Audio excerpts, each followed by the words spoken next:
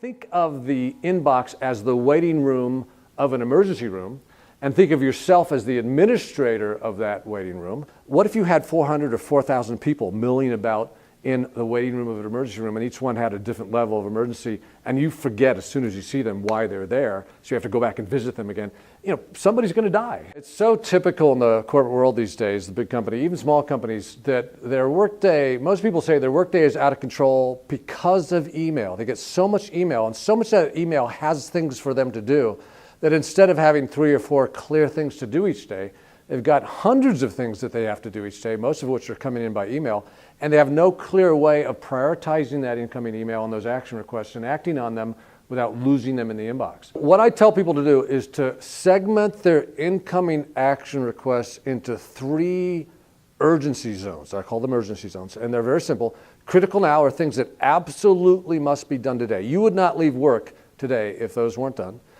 Opportunity now are things that you would work on today if you had the opportunity, which means you got your critical things done, or somebody stopped by your desk and you said, hey, let's do this now. And then the third zone is called over the horizon, things that don't have to be done for about a week or more, that you refer to periodically, maybe once a week, to see if you need to put those back on your main list. What clearly often happens is you'll get an email, it's not urgent right now, so you leave it in the inbox, and then unfortunately what happens is it scrolls off the bottom of your inbox, and now it's lost. You're scanning through all those old emails, looking for those things that are lost in there. And that's the linkage. It's sitting there in the email inbox without any clear priority on when to do it. So what I have people do is when they convert the email to a task, in most systems when you do that, the built-in tools allow the body of the email to convert into the body of the task.